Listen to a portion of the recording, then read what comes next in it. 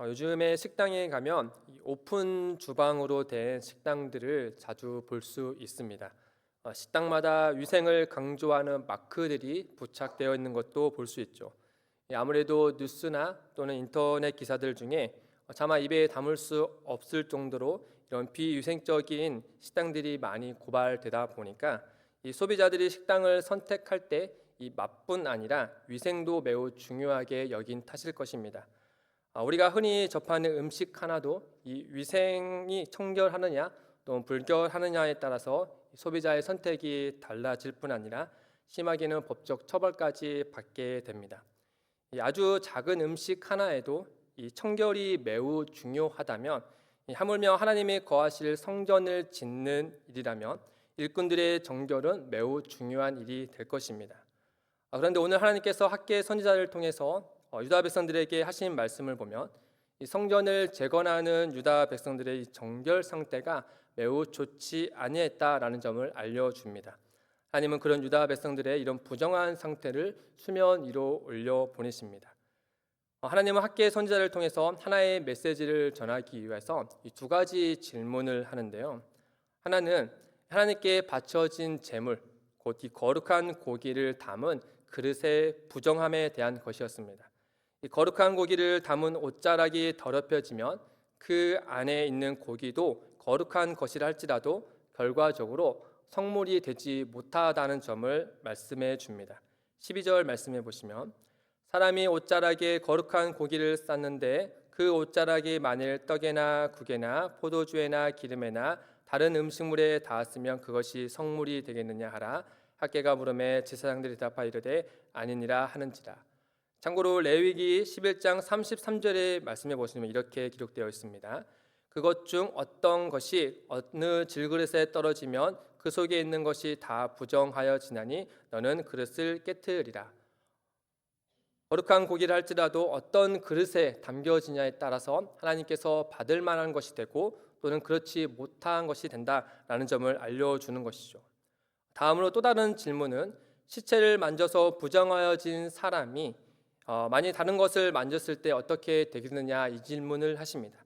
13절에 보시면 학계가 이르되 시체를 만져서 부정하여진 자가 만일 그것들 가운데 하나를 만지면 그것이 부정하겠느냐 하니 제사장들이 대답하여 이르되 부정하리라 하더라.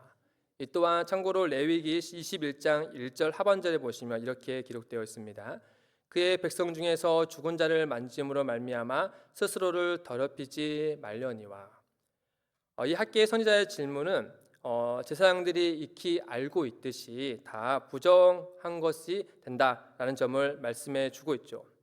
이에 대해서 우리가 두 가지를 우리가 좀 알 수 있는데 하나는 바로 무엇이냐? 이 거룩한 것에 접촉한다고 해서 거룩하여지는 것이 아니라 이와 반대로 부정한 것에 접촉했을 때 부정해진다라는 점입니다. 예를 들어서 감기 바이러스에 걸린 사람은 다른 이에게 이 감기 바이러스를 전염시킬 수가 있는 것이겠죠. 반면에 건강한 사람은 자신의 건강을 아픈 이에게 전할 수가 없습니다. 이에 대해서 제사장들은 어떤 이견도 없었습니다. 그들이 부정하다라고 분명히 대답을 했습니다. 그러나 문제는 이들이 이것을 알고 있는 것이 문제가 아니고 하나님 보실 때 유다 백성들의 상태가 이러한데 정작 유다 백성들은 자신의 상태가 지금 어떠한지를 모르고 있다라는 점이었습니다. 하나님은 이 점을 이렇게 지적을 하십니다. 14절에 보시면 이에 학계가 대답하여 이르되 여호와의 말씀에 내 앞에서 이 백성이 그러하고 이 나라가 그러하고 그들의 손의 모든 일도 그러하고 그들이 거기에서 드리는 것도 부정하니라. 이 말씀을 들었을 때 제사장들과 유다 백성들은 매우 충격적으로 들렸을 것입니다. 이 제사장들과 유다 백성들은 바벨론에서 귀환한 이후에 하나님께 예배하는 공동체였죠. 또 뿐만 아니라 지금 성전을 짓는 일도 하고 있었습니다. 그런데 하나님께서 그들에게 뭐라고 말씀하시냐면 이 거룩한 고기를 싼 옷이 더럽혀짐으로 거룩한 고기가 성물이 되지 못하는 것처럼 또 부정한 시체를 접함으로 부정해진 것처럼 현재 유다 백성들의 상태가 부정하니 너희들이 하는 그 모든 일도 부정하여진다라고 이 점을 말씀해 주고 있는 것이죠. 그들의 상태가 부정하니 당연히 그들의 손으로 하는 모든 일도 부정하여진다라고 말씀해 주고 있습니다. 심지어 하나님께 드리는 제물조차도 그들의 손을 거쳤으니 그 또한 부정하는 것이 되겠죠. 이 말씀은 성전 제사를 통해 정결하게 됨을 구했던 유다 백성들의 입장에서는 매우 충격적으로 들렸을 겁니다. 그런데 이 점에서 우리가 하나의 의문이 드는 점이 있다면 적어도 유다 백성들이 이 3개월 전부터 성전을 재건축을 하는 일을 하고 있었다라는 점입니다. 학개서 1장 14절과 15절 말씀에 보시면 여호와께서 스알델의 아들 유다 총독 스룹바벨의 마음과 여호사닥의 아들 대제사장 여호수아의 마음과 남은 모든 백성의 마음을 감동시키심에 그들이 와서 만군의 여호와 그들의 하나님이 전 공사를 하였으니 그때는 다리오 왕 제2년 여섯째 달 24일이었더라. 하나님께 실망감을 감추지 못했던 유다 백성들이 하나님께서 마음을 불러 일으키신 다음에 그들이 하나님의 전을 재건축하는 일을 시작했다라고 하는 것이죠. 그리고 3개월이 지난 이때 하나님께서 오늘 본문에 그들에게 뭐라고 말씀하시냐라면 그들이 부정하다, 너희들이 하는 일도 부정하다라고 이렇게 말씀하고 있는 것이죠. 그러니까 다시 말하면 하나님의 일을 하고 있는 그 중에 이와 같은 평가를 받고 있었다라고 하는 겁니다. 하기 전에 평가를 받은 것이 아니라 하고 있는 중에도 이와 같은 평가를 받았다라고 하는 것이죠. 그런데 어째서 하나님은 그들의 상태가 부정하다라고 말씀하시는 것과 그 근거는 무엇일까? 이 점에서 우리가 세 가지를 좀 추론해서 생각해 볼 수 있습니다. 첫째는 실제로 유다 백성들 중에 일부가 부정한 이들이 있어서 또 유다 백성들 공동체가 이들을 제대로 해결을 하지 못한 탓일 수도 있습니다. 예를 들어서 에스라 9장의 말씀을 보면 에스라가 매우 충격을 받고 하나님 앞에 회개하는 장면이 나오는데 그 회개하는 이유가 바로 무엇이냐? 레위 사람들과 또 유다 백성들 가운데 바벨론 포로 중에 있을 때 여전히 그들이 정결을 지켜야 했었는데 지키지 못한 상태에 놓인 것을 발견한 다음에 하나님 앞에 회개하는 장면입니다. 에스라서 9장 1절과 2절 말씀해 보시면 1절에 이 일 후에 방백들이 그리고 1절 하반절에 가증한 일을 행하여 이어서 2절에 보시면 그들의 딸을 맞이하여 아내와 며느리로 삼아 거룩한 자손이 그 지방 사람들과 서로 섞이게 하는데 방백들과 고관들이 이 죄에 더욱 으뜸이 되었다 하는지라. 오랜 시간 바벨론에서 포로 생활을 한 터라 많은 이들이 하나님 앞에 정결함을 잃어버렸습니다. 이후에 에스라의 부르짖음에 따라서 그들은 회개하고 돌이켰죠. 이처럼 학계의 선지자 활동할 당시에도 여전히 하나님 앞에 이 가증한 것을 행함으로 그릇된 상태에 있었던 많은 이들이 있었을 수도 있다라고 하는 것이죠. 둘째는 무엇이냐? 유다 백성들이 한 손으로 하나님의 성전에 짓는 일을 하면서도 또 다른 한 손으로는 그릇된 일을 하고 있었을 수도 있습니다. 예를 들어서 느헤미야 때 성벽을 짓는 일을 보시면은 많은 이들이 자신의 생계와 또 목숨을 건 채 예루살렘 성벽을 짓는 일을 하고 있지 않았습니까? 그런데 백성들 가운데 일부 이 방백과 부자들이 가난한 자들에게 일상 속에서 무엇을 하고 있었냐면 이자 놀이를 하고 있었다라는 것을 알려줍니다. 심지어 이자를 갚지 못했을 때 같은 동족 형제임에도 불구하고 이방인의 손에 팔는 그런 일까지 저질렀죠. 그러니까 하나님의 일을 감당하는 그 시간에도 그들의 일상 속에서는 여전히 하나님 앞에 그릇된 모습을 하고 있는 것을 알려주고 있습니다. 학개의 선지자도 이와 같은 일이 있을 수도 있다라고 하는 것이죠. 마지막으로 유다 백성들이 하나님 앞에 부정하다고 판단된 이유는 이 폐허가 된 성전과 같은 이 백성들의 마음 때문이었을 겁니다. 2장 17절 하반절에 보시면은 하나님께서 말씀하신데 그들의 태도를 보시면 너희가 내게로 돌이키지 아니하였느니라라고 말씀하고 있습니다. 하나님께서 보실 때 폐허로 된 채 내버려둔 이 성전을 보면서 이 흉측한 모습이 마치 유다 백성들의 마음 여전히 그와 같은 마음이다. 하나님 보시기에 부정한 마음으로 놓여 있는 그 상태를 보시고 진단하신 것이다라고 되어지는 것이죠. 어쨌든 이 세 가지 이유 중에 어느 것을 택하든 간에 모든 것이 또 원인이든 간에 현재 하나님 보시기에 유다 백성들의 상태가 부정해져 있다라고 하는 것입니다.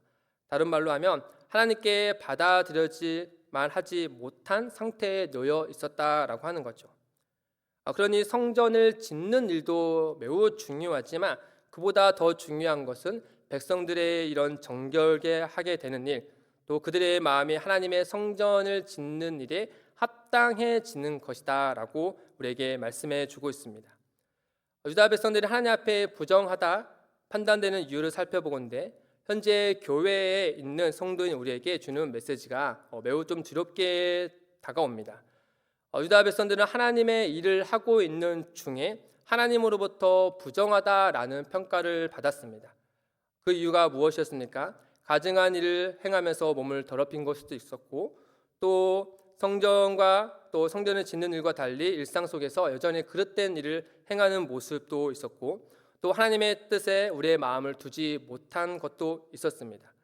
이 모든 것들이 하나님의 일을 하면서도 학개 선지자에 있었던 그 당시 백성들 가운데 이런 일들이 있었다라고 하는 것이죠. 우리들 중에 교회 안에서의 우리 보여지는 모습과 또 일상에서의 이런 모습이 마치 지킬 앤 하이드처럼 완전히 바뀌는 사람은 없을 것입니다. 다만 마음에 걸리는 것이 하나 있다면 주님의 몸된 교회 일을 감당하실 때 우리의 마음의 상태가 어떠한가, 정말 하나님 앞에 거릴 만한 것이 없는가 하는 점입니다. 되게 많은 성도님들이 마음에 각자의 소망을 품고 교회의 사역을 감당하십니다. 어떤 분은 가족의 구원을 위해서 시간이 허락한다면 모든 에너지를 교회에 헌신하는 분도 계십니다. 또 어떤 분은 이 장로와 권사와 같은 직분, 또 또는 부서장이 되고 싶은 마음으로 교회 사역을 열심히 감당해 주시는 분도 있습니다. 또 어떤 분은 자기의 사업에 이런 번창하기 위해서 또 교회 일을 감당하시는 분도 계시고, 또 어떤 분은 인정을 받고자 하는 욕구 때문에 더욱더 열심히 사역을 감당하시는 분도 계십니다. 또 어떤 분은 사역을 너무나 많이 하다 보니까 정작 그 사역의 본질에 대해서 깊이 생각하지 못한 채 몸만 움직이고 계신 분도 더러 있을 겁니다. 사랑하는 성도 여러분, 우리가 각자의 마음에 소원을 두는 것 자체가 문제가 아닙니다. 우리는 누구나 연약한 존재이기 때문에, 또 일용할 양식을 구해야 하는 자들이기 때문에 우리의 마음에 소원을 품고 주님의 일을 감당하는 것은 너무나 자연스러운 일입니다. 그러나 문제인 건, 또 우리가 중요하게 생각해야 될 것은 무엇인가? 우리의 마음의 소원의 우선순위를 생각해 보자라는 것이죠. 우리가 주님의 몸된 교회의 사역을 감당하고 또 하나님의 말씀을 지켜 행하는 참 마음은 무엇입니까? 사역의 맨 끝에 누가 서 계십니까? 또 내가 먹고 마시고 살아가는 일상의 끝에 누가 서 계십니까? 자기 자신입니까? 아니면 가족입니까? 아니면 우리 주님이십니까? 최종적으로 나를 위해 사역을 하는 것인지 아니면 진정 주를 위해 사역하시는 것인지, 이에 대해서 우리 자신을 하나님 말씀의 앞에 우리 자신을 정직히 들여다봐야 합니다. 학개 선지자는 부정이라는 말을 통해서 유다 백성들에게 하고자 하는 메시지는 곧 하나님의 일을 하는 것도 중요하지만 그보다 더 중요한 것은 하나님의 마음에 합당한 마음으로 하나님의 일을 하는 것입니다. 이런 참된 회복을 위해서 하나님은 학개 선지자를 통하여서 해결책을 알려주시는데, 그 해결책은 바로 무엇이냐? 기억하라라는 것입니다. 무엇을 기억해야 하는가? 이에 대해서 유다 백성들이 했던 행동보다는 그들이 했던 행동에 대해서 하나님께서 어떻게 반응하셨는가, 이 점에 대해서 그들로 하여금 기억하라라고 말씀해 주고 있습니다. 크게 두 가지를 기억하라라고 말씀해 주고 있는데, 하나는 오늘을 기점으로 하여서 과거에 그들이 했던 행동에 대해서 하나님께서 어떻게 반응하셨는가라는 점이고, 다른 하나는 오늘을 기점으로 해서 하나님의 말씀에 순종할 때 하나님께서 그들에게 어떻게 반응하실 것인가, 그것을 상상해 보라라고 이야기해 주고 있습니다. 먼저 하나님께서 유다 백성들에게 기억하라라는 것은 이 과거 하나님께서 그들에게 어떻게 반응하셨는가라는 점입니다.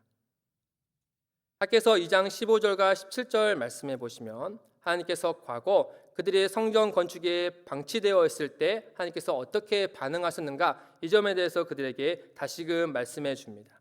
15절과 17절 말씀해 보시면, 이제 원하건대 너희는 오늘부터 이전 곧 여호와의 전에 돌이 돌 위에 놓이지 아니하였던 때를 기억하라. 그때에는 20고루 곡식 더미에 이른즉 10고루뿐이었고 포도즙 틀에 50고루 기르러 이른즉 20고루뿐이었느니라. 만군의 여호와가 말하노라. 내가 너희의 손으로 지은 모든 일에 곡식을 마르게 하는 재앙과 깐부기 재앙과 우박으로 쳤으나 너희가 내게로 돌이키지 아니하였느니라. 과거 그들이 자기의 집 짓기에는 열심을 냈으나 이 하나님의 성전을 폐허로 둔 채로 내버려 뒀을 때 하나님께서 그들에게 이 경고성으로 이런 가뭄과 한재와 같은 재앙을 내리셨다라는 점을 알려주셨습니다. 그런 경고를 받았음에도 불구하고 그들은 어떻게 반응했느냐? 19절 하반절에 보시면 내게로 돌이키지 아니하였다라고 말씀해 주고 있죠. 이러고 하나님께서 그들에게 기억하라라고 하는 첫 번째는 바로 무엇이냐? 하나님과 맺은 언약에 불순종했을 때 그들의 삶에 어떤 현상이 일어나는가라는 점입니다. 비록 부정적인 결과지만 이 점에 대해서 우리가 꼭 기억해야 될 것은 무엇이냐? 하나님께서 여전히 그들의 왕으로 다스리고 계심을 이러한 아픔을 통해서 말씀해 주신 것이죠. 이 점을 곁들여서 같이 기억하라라고 말씀해 주고 있습니다. 이어서 둘째로 무엇을 하나님께서 기억하라 하시면 새로 여호와의 성전을 짓던 지대를 쌓던 오늘부터 하나님께서 유다 백성들에게 행하실 일을 생각해보고 상상해보라라고 말씀해 주고 있습니다. 학개서 2장 18절과 19절 말씀해 보시면 너희는 오늘 이전을 기억하라. 아홉째 달 24일 곧 여호와의 성전 지대를 쌓던 날부터 기억하여 보라. 곡식 종자가 아직도 창고에 있느냐? 포도나무, 무화과나무, 석류나무, 감람나무의 열매가 맺지 못하였느니라. 그러나 오늘부터는 내가 너희에게 복을 주리라.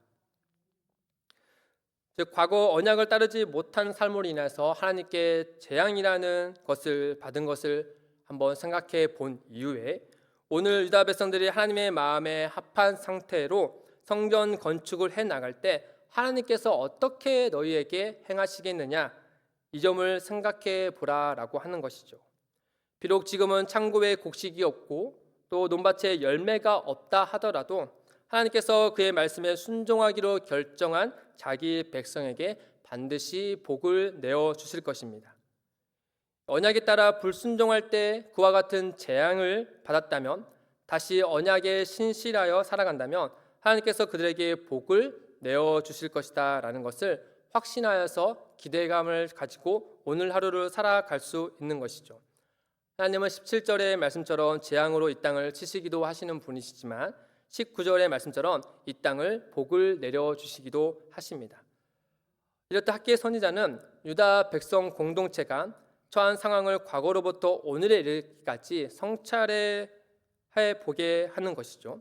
이 불순종과 역경 또 순종과 복의 이런 상응관계를 한번 생각해 보라는 것입니다. 그러면서 하나님은 그들에게 매우 중요한 질문을 남깁니다.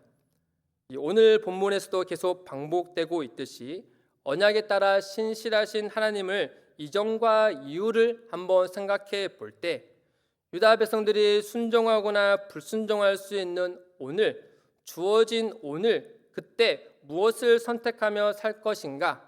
이 점에 대해서 무게감 있게 그들에게 질문하는 것이죠. 하나님이 기대하고 있는 것은 오늘 무엇을 선택할 것인가? 이 점을 말씀하고 있는 겁니다. 사랑하는 성도 여러분, 우리는 당시 유다 백성들과 마찬가지로 오늘이란 시간을 하나님께로부터 거저 받았습니다. 오늘 무엇을 할까? 또 무엇을 입을까? 또 어떻게 살아갈까라는 생각이 앞서 하나님께서 오늘 이전에 우리에게 행하신 일들 또 예수 그리스도를 통하여서 믿는 자들에게 앞으로 주어질 이 확실한 약속을 생각해 보시길 바랍니다. 그 진지한 묵상이 그 깊은 묵상이 오늘의 삶의 질을 결정하게 될 것입니다. 하나님께서 유다 백성들에게 주어진 오늘을 어떻게 살기를 바라시는가? 학개서는 최종적으로 1장 8절에 이와 같이 말씀해 주고 있습니다. 우리 학개서 1장 8절 말씀을 다 같이 한번 읽겠습니다. 너희는 산에 올라가서 나무를 가져다가